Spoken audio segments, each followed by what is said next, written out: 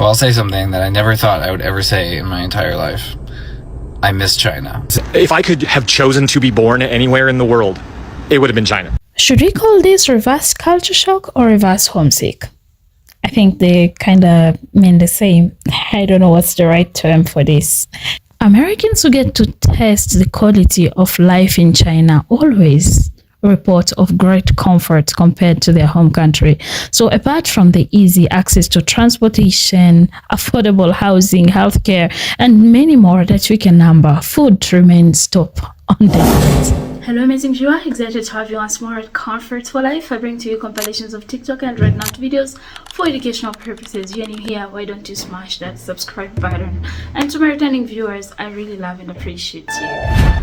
I miss China. This is day one of returning to America. I'm on a trip back to Los Angeles. I live in Shanghai. This has been a very rough 24 hours. I have not been back to the United States for a year. I'm just speechless at the way we live as Americans, at the way our cities are designed, our food is, we talk to each other, that corporate life is. I try to explain to people what it's like to live in a society that's safe and has access to good food and good public transit and clean streets, high-speed rail. They look at me and they're just like, what?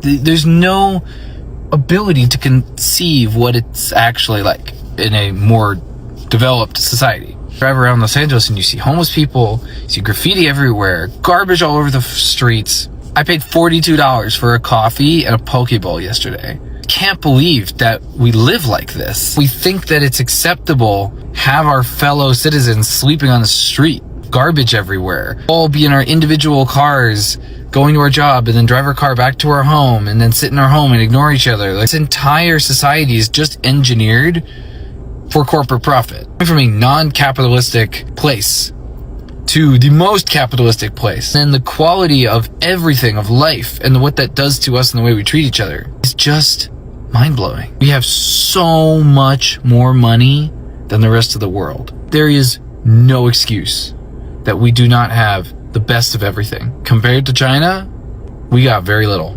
Did you know China consumes 50% of the world's vegetables, 29% of the world's meat, and 37% of the world's fish? According to the United Nations Food and Agriculture Organization, the average person in China eats 408 kilos of vegetables every year. That's the highest in the world. In total, that's almost half of the vegetable on Earth. And meat? China eats 29% of the world's total. Our per person amount is far lower than the US, but still 1.7 times the global average. As for fish, we eat 37% of the world's supply. Thanks to fish, eggs, and plant-based protein, China's average protein intake is actually higher than the US. But the top three countries are Iceland, Israel, and Ireland. China comes in at number 7. Today, in China, eating well and healthy is more than survival. It's part of culture. So tell me, what's the one food you can live without? 91% American households are not rich. So why is economic policy written like everyone in the top 10%? In 2024, 30% made under 50K. Another 30% made between 50K to 100K. Only 8.8% made over 250K. That's real America. That's the real breakdown of the incomes. By August 2025, Trump's new tariff brought in about $150 billion. Who paid? You did. You as consumer did. Average household costs about $1,300 a year for these tariffs. For a 50K family, that's rent. For top 10%, that's pocket change. That's nothing. Some of you, maybe the wages are up too. But the costs are rising faster. Food, rent, utilities, all climbing. And if your pay goes up a little bit, you can lose food stamps or housing aid. That's how the system locks you in. Tariffs could be offset with tax credits or cost of living adjustments, but that's not happening. The money disappears into projects that don't really help working class families. The economy is working for the top 10%. For everyone else, it's just getting worse. And the reason I kept talking all about this is very simple. If the money actually went back to the working class, they'd have more money to spend, they'd be healthier, happier, and be able to buy more. That spending fuels the US economy, and yes, it also benefits the country like China that manufactures what Americans buy. If most of Americans don't have money, that affects everyone else. That's why it matters. I have a full article, full breakdown on my Substack, link in bio, and thank you for your support. Appreciate it. Take care. It's gotta feel good to be Chinese right now. Like, they've gotta feel exactly as good as it feels bad to be an American with a functioning brain right now. They are like on the exact opposite trajectory as the United States. Like, we've just been on this rapid decline my entire life, and then they've been on this upswing for the entire time as well. Like, if I could have chosen to be born anywhere in the world, it would have been China. Back in the 80s when I was born, it probably wouldn't have been great, but my entire life would have been my country improving and getting better, whereas as it's been here, my country's just been getting worse and worse. Like, literally, they are winning on everything. Their economy's the best, their government is the best, they're working for their citizens rather than for corporations like it is in the United States. They have, like, universal home ownership, everyone has savings, they have retirement at like 58, they've got everything that they need to survive. We don't even have national health care or a living wage here. We have homelessness. In allegedly the richest country in the world, they've eradicated homelessness essentially. And the rest of the world actually likes them. They use the Belt and Road Initiative, the kind soft power, to build relationships overseas where the United States just invades anyone and bullies people economically. I'll take that over this, let me tell you. I read that 75% of Americans are overweight and roughly 40% are obese. When you hear people say America is failing, it's not only from a financial standpoint. As a whole, America is failing. The quality of life, safety issues, the food, health, opportunities, interests, debt.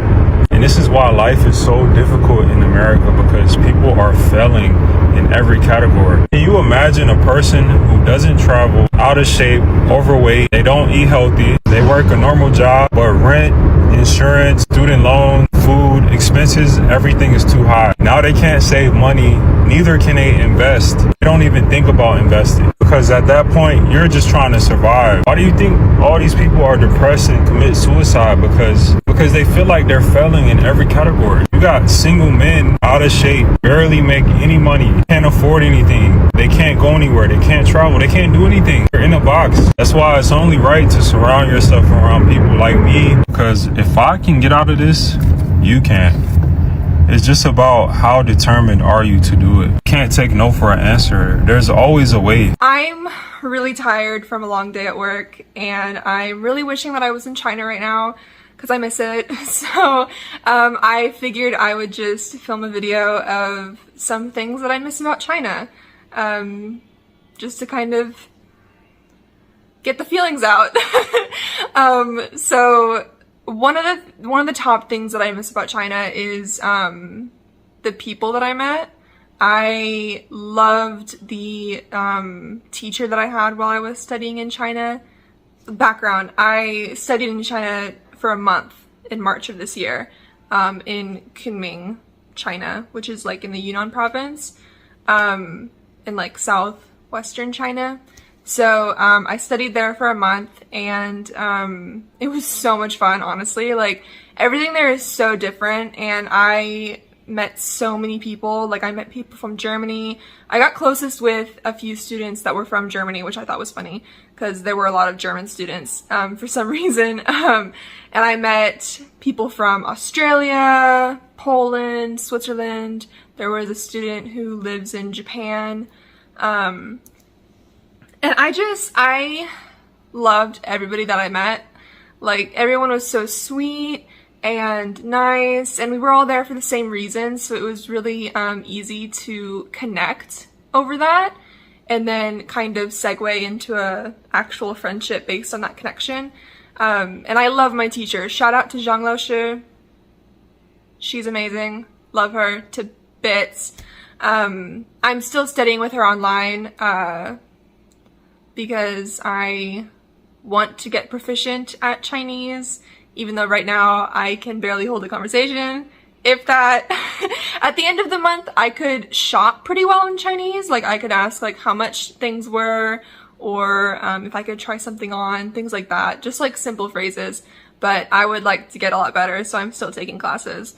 Another thing I miss is just like being able to walk around the city and like feel safe while doing that. Because something about being in cities in America is that, like, I never really feel safe. Like, I'm always, like, on high alert. So it was really nice to, like, not have to feel that while out and about. Like, there was one time where I was out with a friend until 9:30 or 10 at night, and she wanted to go meet another friend for dinner, but I was really tired and I wanted to go back to the campus. So it was like keep in mind, it was like 9:30, 10 p.m. It was pitch black. If I was in a big city in America, I would never have done that. But I walked back to the dorm by myself. It was like a 20-30 minute walk. And I felt completely safe while I was doing it. Like, I had no fears, nothing. Like, it was just amazing to be able to do that and feel like peaceful while doing it. So yeah, that's another thing that I miss. I also really miss the metro because public transportation is amazing and we love her. It was so clean. Like, everything was so clean. Like, you would see people sweeping the streets at all hours, like through the night, through the day. You would like look around and you'd see at least one person like sweeping the streets. And so everything was just so spotless and clean, and it was amazing. It was nice to be able to look around and see what happens when people actually care about the community and environment that they're in, like on that level, you know? Like, I feel like in America we don't really have that. Maybe in some places we have it to a certain degree, but not to that level, I don't feel, or at least not that I've experienced.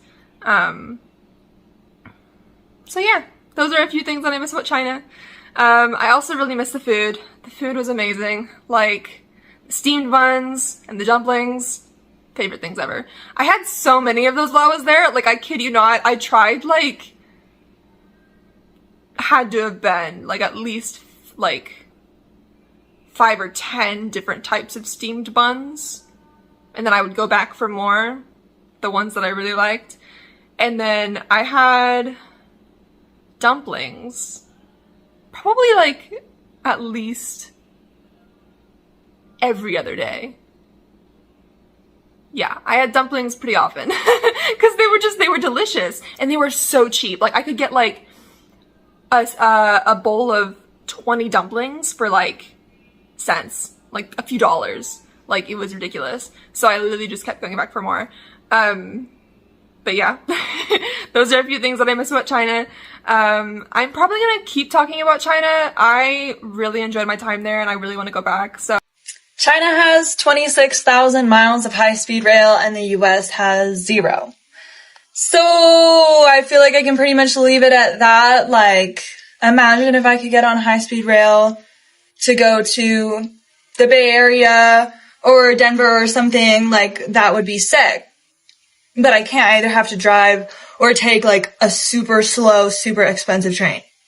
It sucks. Also, to comment on China's youth unemployment rate. If China's unemployment rate for like 18 and 19-year-olds is high, that's a good thing, because people shouldn't be joining the workforce so young like they have to in the US, that they actually get the chance to be young and go to school. Yeah. Anyway, literally considering China went from like a complete peasant state exploited by Western powers to where they are now is pretty incredible.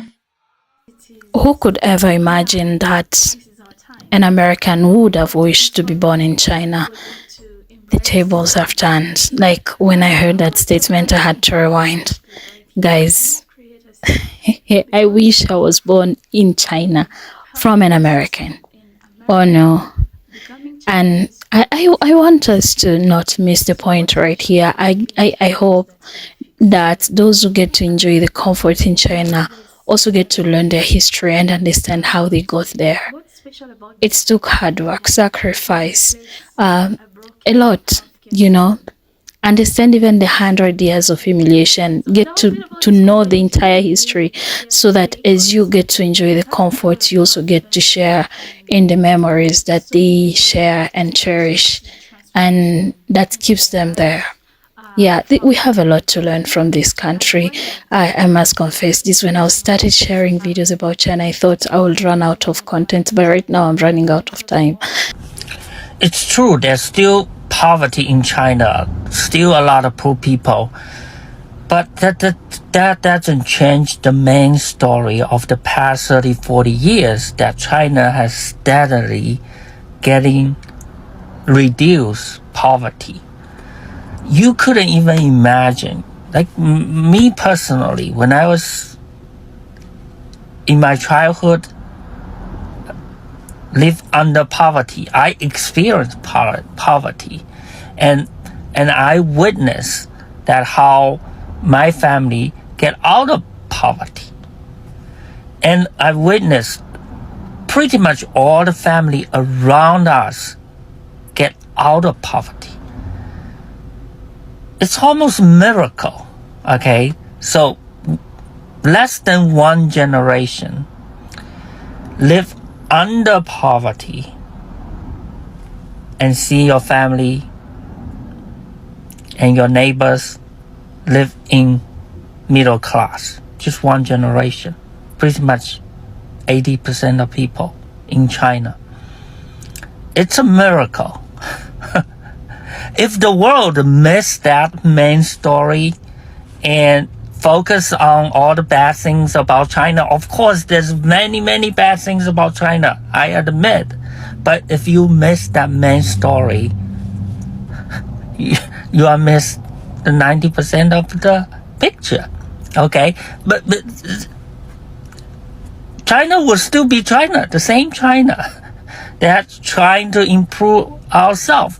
Maybe achieve another miracle. God forbid.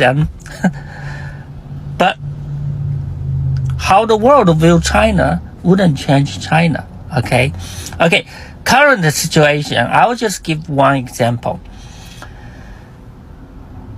Out of all my friends, childhood friends, I can pick one that's living in the edge of poverty. He never finished high school. He never leave our hometown. Every time I talk to him, he had a different job because he couldn't. When you're doing low job, there's no continuity anyway. So that's his situation. But I'm telling the truth. He traveled more than I do. He took more vacation than I do. Mainly because in China, taking the high-speed railway to another province is just so easy. It's so cheap. I look at the airplane. If I need to go to another state, $500 for him. That's the equivalent of like half the rent of something, right? But for him, he look at the price. It's one day's meal price. $10. Okay. I'm saying this because you can see some policy benefit poor people. For example, the high-speed railway, it really benefit poor people more than middle-class people or more than rich people. Rich people can always take airplane, can always travel overseas. But poor people, if they have the option of buy a cheap ticket, get anywhere. So the high-speed railway, which China has the most, is a good policy. It's proven to be a good policy. And the miracle that I talk about in the past 30, 40 years are because of these policies. If you miss, if you only see the negative part of China, it's fine.